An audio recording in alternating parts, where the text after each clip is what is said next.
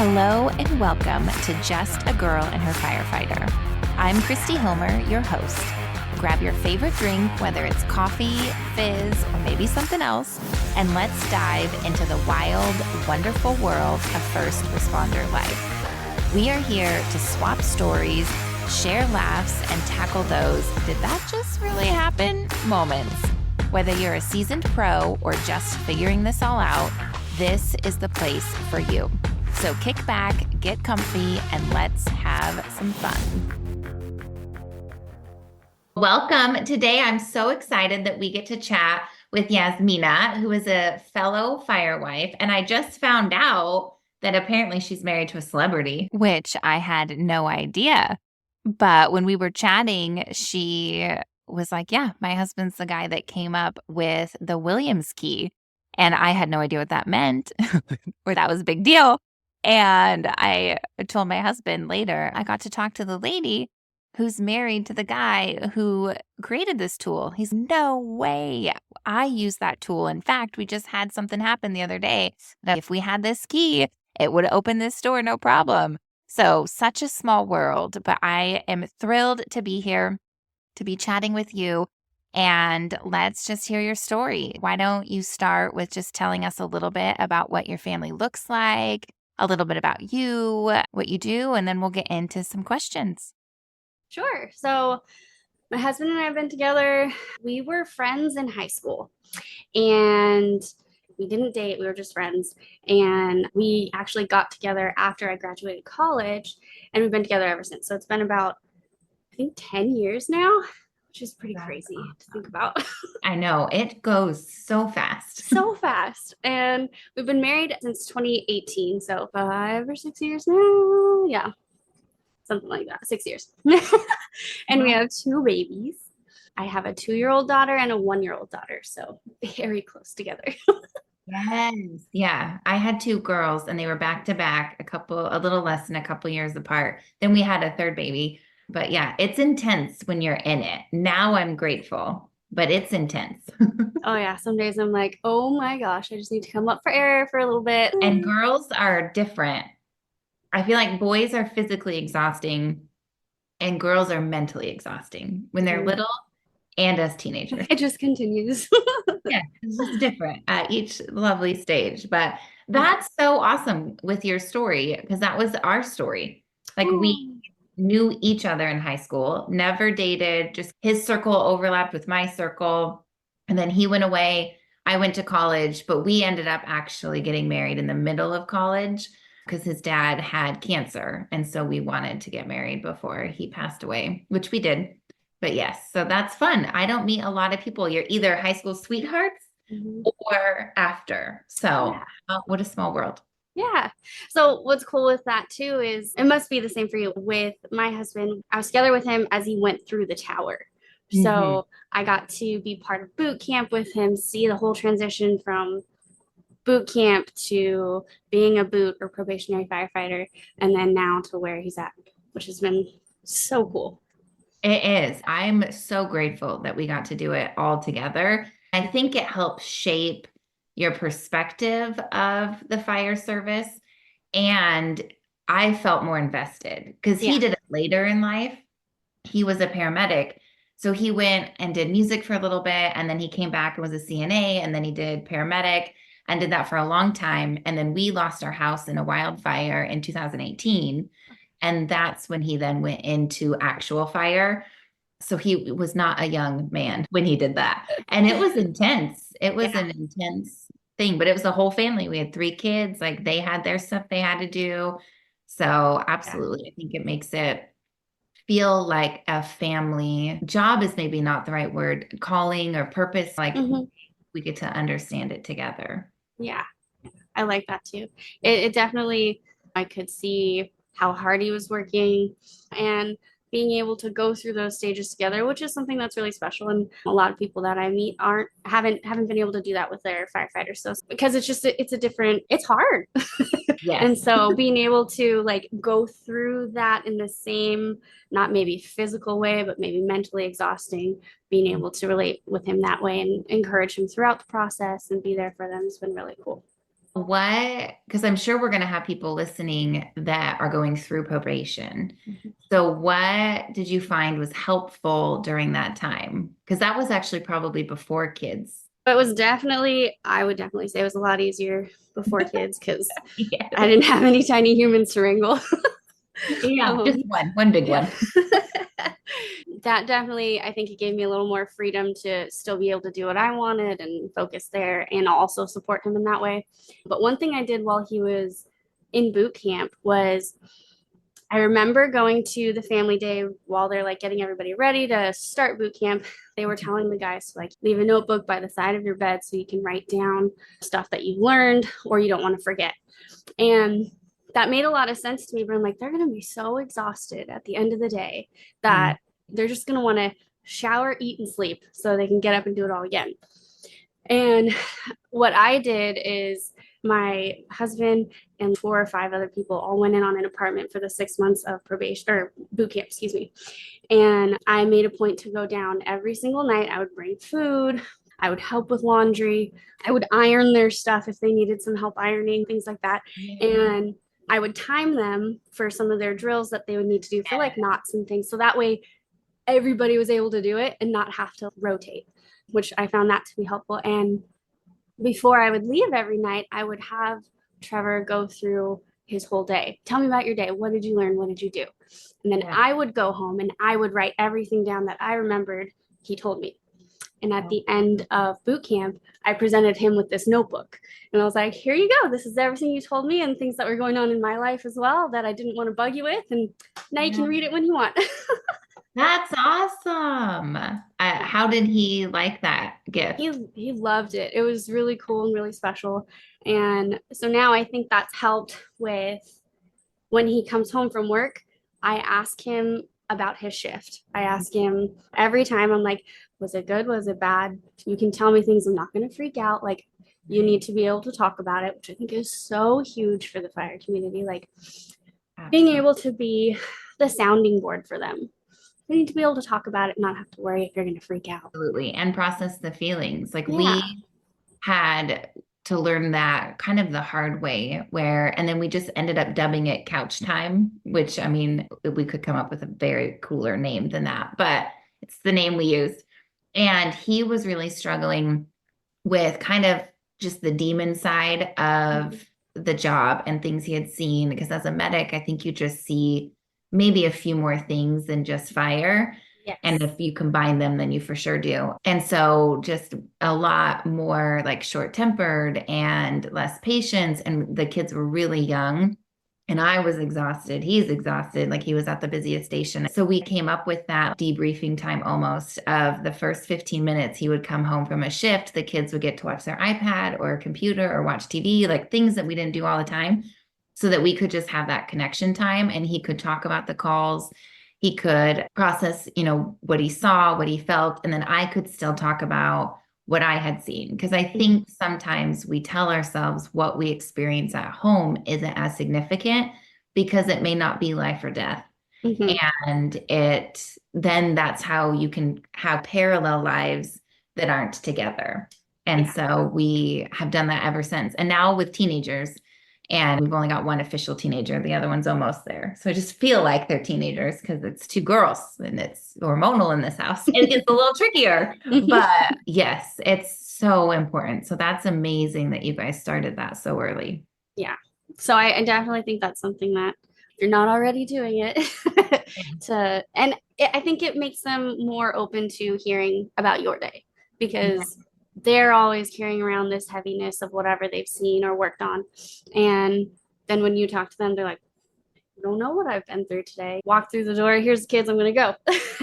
Yeah, exactly. Exactly. Yeah. But it's definitely hard to find the balance and figure that out. But it helps when you're both receptive to talking.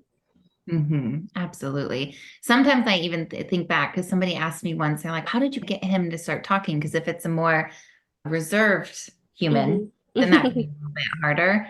And I would just start asking him about the crew because they tell you all the Oh, shenanigans that yes. the crew does, all the things.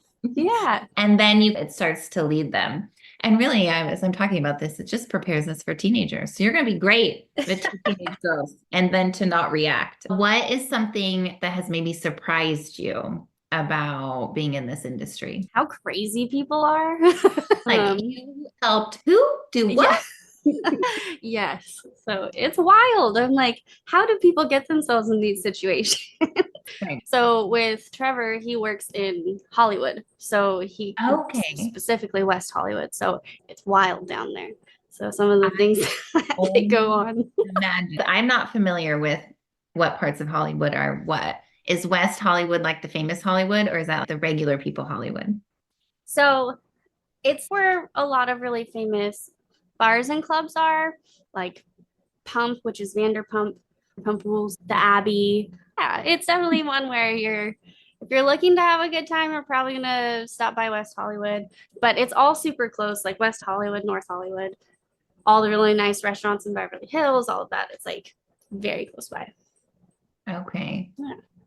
Yeah, I bet that's very interesting. And then is that a department where they have fire and medic, or are they completely separate? Because we used to live Yes. in California, but northern, and they were separate entities. So for LA County, at least, they do both. So it's fire and medical. So most of the calls they're going on are medical. So they do both fire and medical. So most of their calls are medical, which I thought was really interesting because, when you think of firefighter, you're just like, oh, they're fighting fires all day. And when they're not fighting fires, they're playing video games. Right? Yeah, no, it's the medical 100%. Like Yeah. it's heavy medical for sure. Hmm. And then how is that with California? Do you guys deal a lot with strike teams then? We called it strike teams. I don't know what is strike team. Okay. Yes. So his station has a strike team, and I couldn't tell you how many there are in the county. It's because I don't think every station you have to have a certain amount of things at the station for the strike team. So I don't fully, but I know his station is. So they Okay. do go on. There was a really big Northern California fire, and they were just at that. And how do those work? Is that where he's gone for 2, 3 weeks, or does his station do something different where they rotate it different days? So I think he could be gone for, I think it's 30 days, and then you take a day off and then you go right back at it. I do think sometimes they're able to work it because at his station specifically, there's a ton of guys. So his is more of a traditional firehouse where there's 3 stories. So they still have the fire pole that they can go down, Oh which dear. is really cool. It's very interesting. And so they still have the fire pole, and then there's 13 guys each shift. So there's 36 people that you can rotate through if like you need to leave or something. So that's actually an interesting point because when we got married in 2018, there were those huge wildfires. That's the one And that we lost our house in. He oh was my gosh. probably it was the campfire. Yeah. Was he at that one? No, but he kept getting recalled to go. Okay. And so everybody at his station, they were like stepping up to take his place. And the running Very. joke was like, oh, I'll stand in for you at your wedding. You can go fight the fire. You have 2 hours off. You can Yeah. get married and go right back. Yeah. But that was really cool because there were so many people at that station. A lot of people stepped up so that he could actually be there for our wedding day, which is fantastic. Yeah, they had so many different departments from all over the United States that came to that one. That one was a beast for sure. Yeah. What have you found, especially with 2 little girls, that has helped with those longer deployments? Have you found any tips or tricks that can help other people? Honestly, the community aspect of the Firewives. So getting connected with the Firewives either at your station or in the surrounding areas because they understand the fire schedule more than someone who's not in the fire service. And I have really good best friends outside of the fire service that still get it because I talk to them all the time. But there is still that like connection that you get with other Firewives to be able to be like, oh man, like today's been rough. He's been gone for 72 hours. I just need a break. Or Right. complain about something or have someone help you reframe your mindset. Because I do feel like I struggle. We just got off 3 days where he's been gone, and today's his first day back. And yesterday I was just like, you need to come home. I am so burnt out. Yes. But it's just the mindset is huge, but also having little babies is a whole new wild card that we're still learning and figuring out how to deal with as well. Absolutely. Absolutely. Yes. Community is just so huge. I'll probably talk about it on every episode. Yes. Because it's so important. Yes. And it's that thing where I always heard through my life, find your tribe or find your people. And I actually think go create it. Like you don't have to wait. Like finding it's not a passive word, but it just feels more passive than create. Like we have more control, and it may feel awkward as an adult to be like, hey, want to be friends? Or, oh, look, your husband's a firefighter too. Or we have kids the same age at the park. But the more I talk to people, the more I find they're so grateful because they want to make the connection too. But we're awkward as adults. I don't know what it is. As kids, it's so much easier. Yeah. But it's going and finding that community because it makes such a difference. It really does. And that's one of the really cool things about like Instagram and Facebook and having the really awesome Firewife community groups, or just finding a profile on Instagram being like, oh my gosh, they say they're a firewife in their bio. Like, I'm going to follow her because it can connect. It doesn't even have to be the same department. It could be on the other side of the country or the other side of the world, but you're still going to find those connections and being able to relate.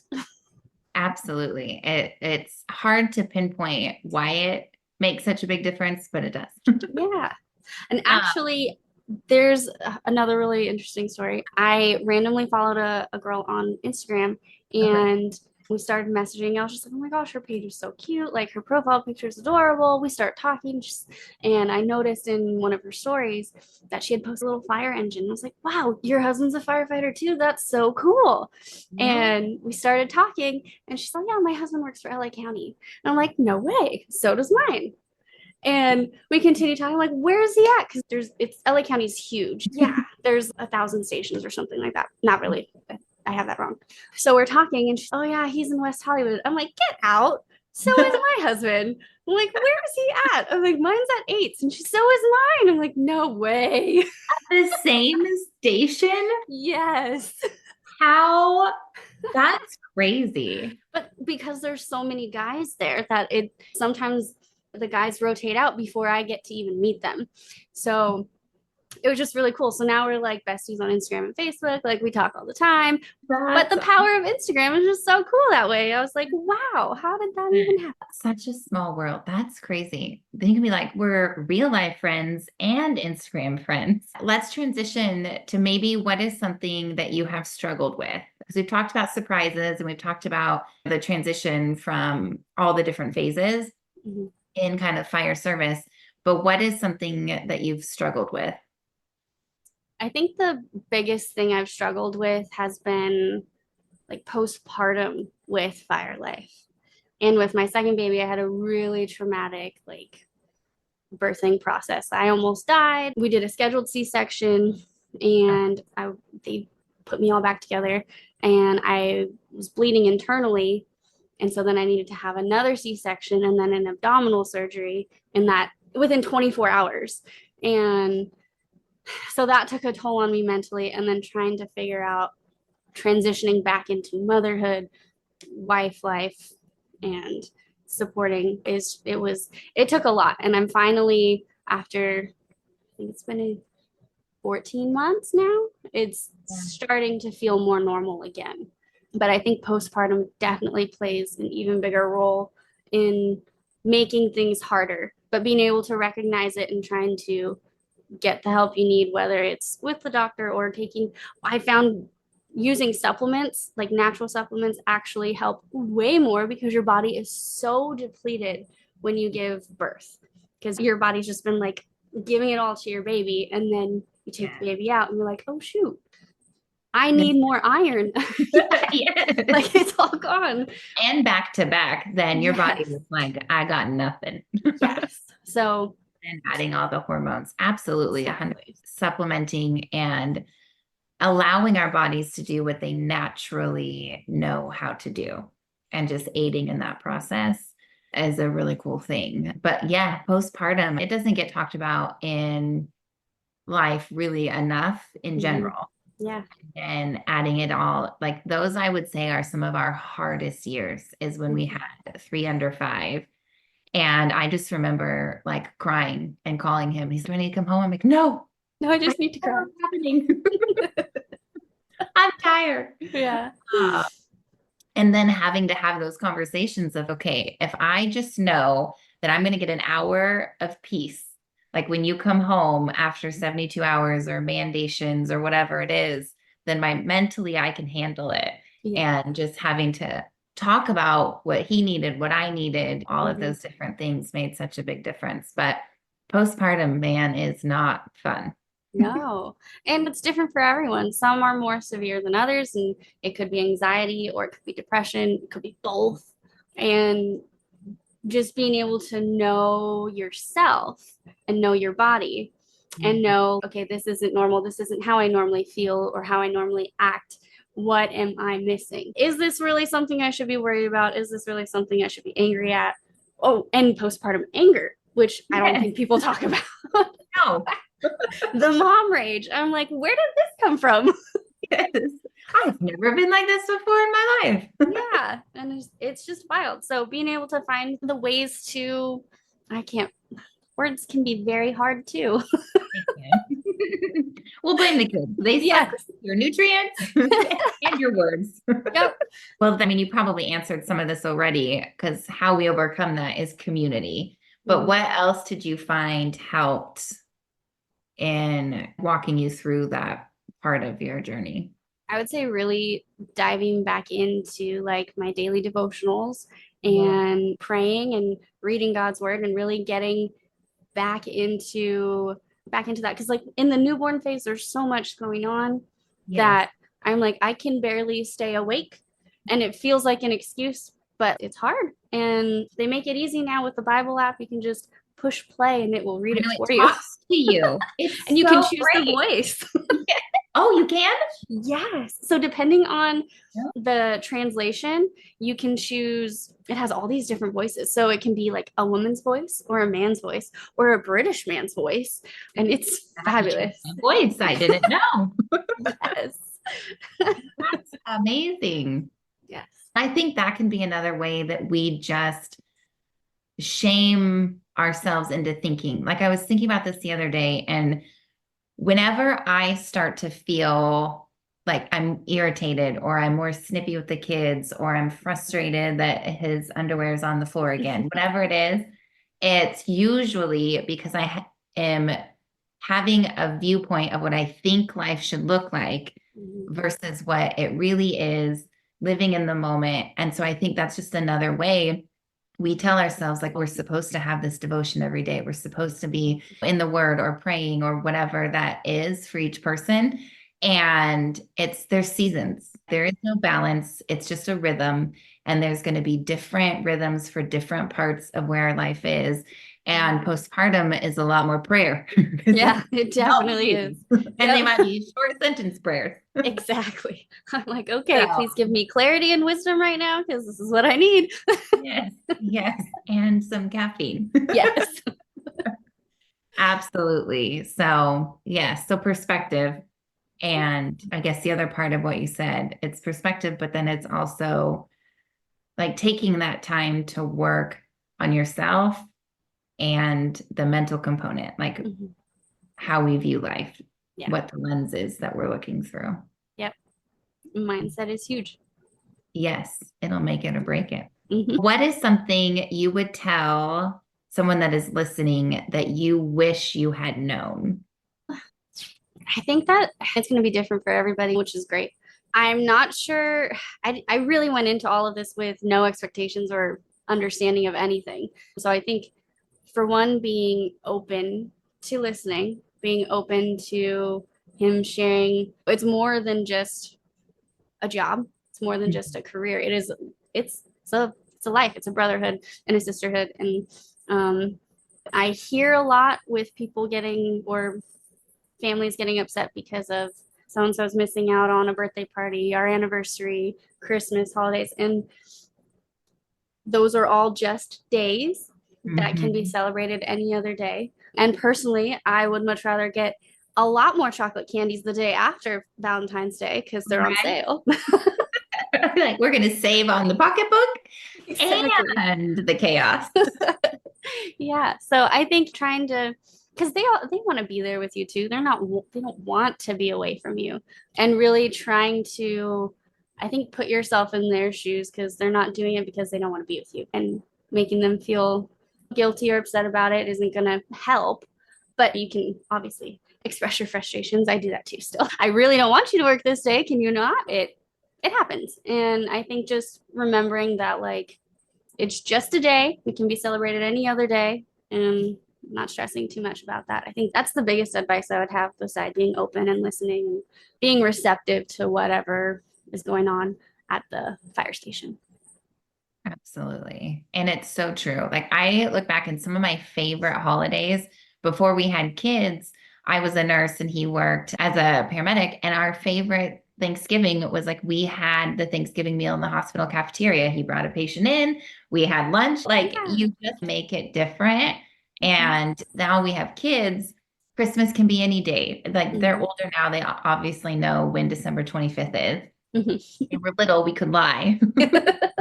Now we just tell them it's a different day. And then going to the fire station, creating those memories and making it something that's extra special that they get to do on that holiday and getting all the families together. And just because it's different doesn't mean it's bad. Exactly. Yeah. That's awesome. That is great advice. Okay, this question is one of my favorites. I feel like we're going to get a really good answer based on what you told me of your husband. But what is the funnest or funniest prank he has ever pulled, either on you or at the fire station? Because some guys keep it at the fire station. Mine is not. It comes home. But Yes.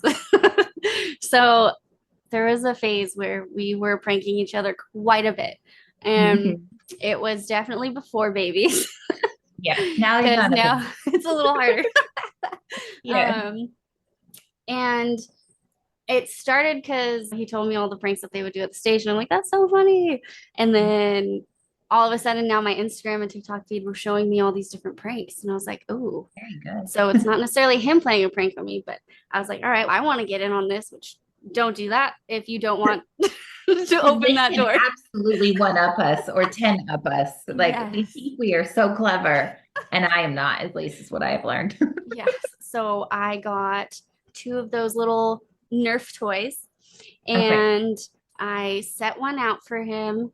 And I had one and I was hiding around a corner. As soon as he came in, I did a little like pew pew and he had to come chase me. And then that just started a whole war where he'd be working in his office and all of a sudden I'd just take the little toy and put him off. And it, oh my gosh, it started a whole war. I have them hidden now because it just got bad.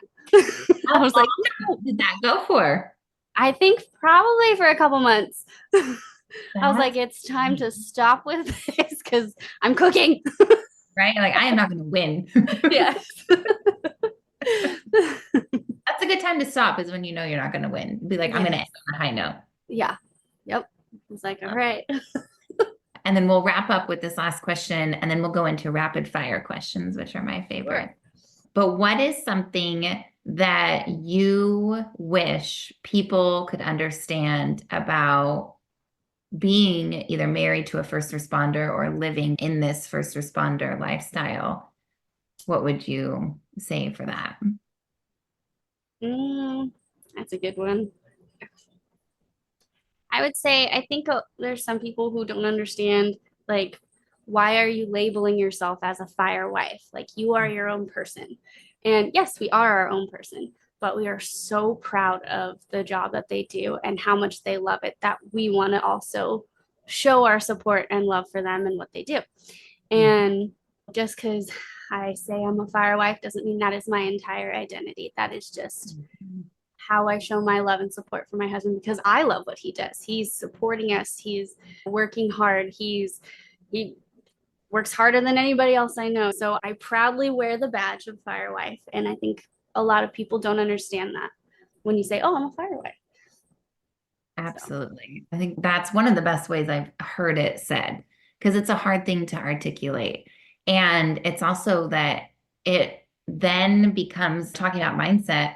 It's a calling. It's something that they are meant to do, and they cannot do it on their own. Like it's an entire family thing, to where the kids may have a birthday on a different day, or they're not at the birthday party, or Thanksgiving's at the firehouse, like we've been talking about.